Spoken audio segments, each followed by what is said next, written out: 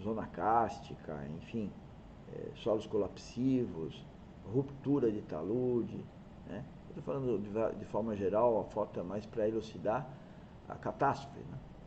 Aqui sim, patologia em solos colapsivos, mostrando aí casas térreas, né?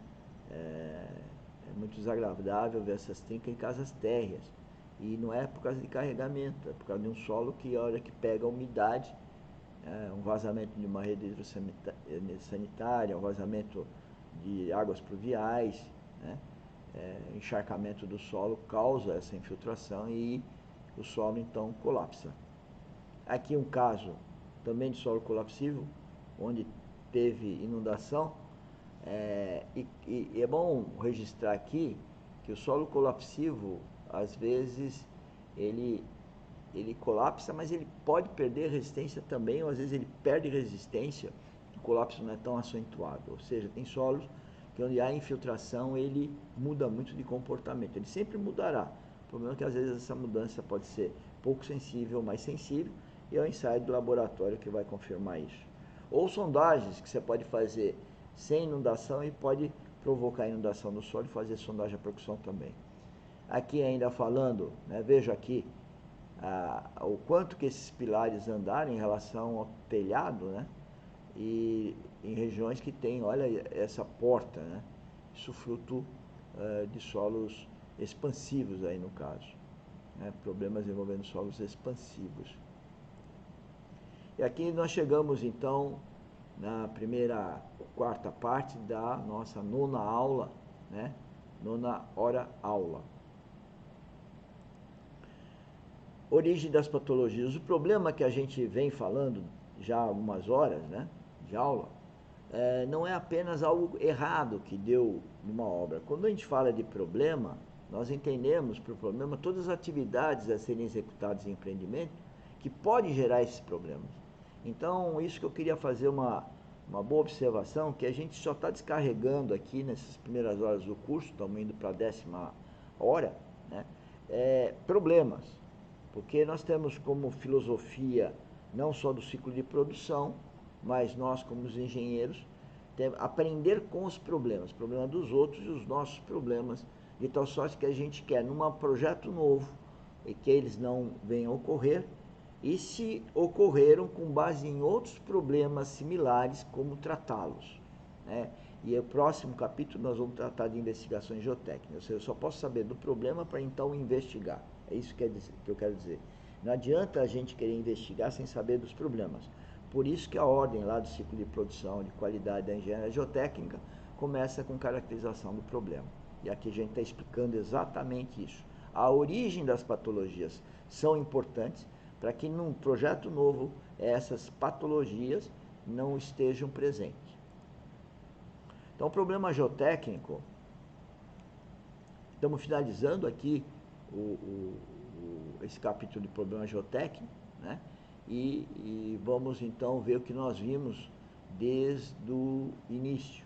Nós vimos o ciclo de engenharia geotécnica, que norteia então o procedimento que nós devemos ter, e estamos falando da primeira parte, né? Falamos lá do princípio da fundação, né, que nós estamos versando nesse curso, projeto e execução de fundações.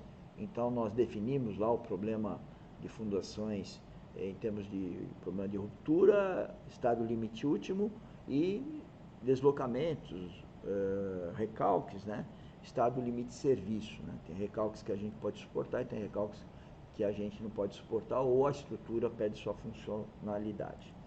Depois nós falamos de fluxo de atividades, né, para ter uma visão holística sobre coleta de dados, o projeto, o gerenciamento que envolve o AGO, a empresa de fiscalização, a empresa de controle tecnológico e a obra como a executora da obra, empreiteira, e a obra como sendo o nosso produto, né, que deve envolver então essas várias cadeias de preocupação que vem desde os dados, depois do projeto, depois abre para o gerenciamento das atividades. Falamos de estabilidade de estruturas, da interação solo-estrutura, das patologias gerais de fundação, movimentações de fundação, subsidências, o tipo de problema geotécnico muito sério, existência de matacões, a umidade que a vegetação pode trazer ou tirar, tá? O efeito da chuva, né? A ausência de programação de investigação geotécnica e investigações, deficiências de drenagem e infiltração, né? Então, a chuva, né? A chuva deve ser algo que é contexto, né? Não pode dizer que caiu por causa da chuva. A gente, ao contrário, tem que considerar a chuva no contexto do projeto, para que, se ela ocorrer e de uma forma excepcional, a obra ainda passar por estar segura. Então, a gente não pode pôr culpa na chuva, não, né? Então, a gente tem que pensar em drenagem e nos problemas de infiltração. Sempre vai infiltrar, então nós temos que saber se infiltrar, o que vai acontecer com o comportamento dos solos. E a drenagem, eu sempre digo que temos que pensar na obra de geotecnia, de fundações, que é uma drenagem geotécnica. Eu chamo de drenagem geotécnica. Quer dizer, não é só o dimensionamento hidráulico, mas é uma visão das consequências dela e da funcionalidade. Quer dizer, às vezes a drenagem funciona, mas para ela funcionar, ela cria praças encharcadas. Será que isso é bom para aqueles solos, para aquelas fundações? Aterros em seções mistas, mostrando vários slides sobre isso, diversos autores aí. Rebaixamento ou elevação do lençol freático também, que aumenta o estado de tensões efetivas, né, e consequentemente as deformações. Solos moles e matacão, falamos também várias vezes dos solos moles e matacão, em várias situações diferentes, em estaca, tubulão, sapata, confusão que pode fazer tanto na investigação como na hora de liberar as cotas, né? Está confundindo matacão com topo rochoso, né? Como se investiga para saber se é um matacão ou um topo rochoso.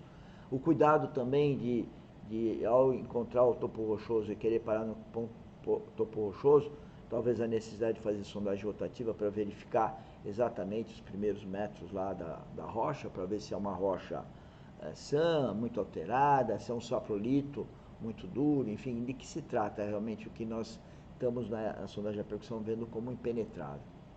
Solos moles, cavernas, né?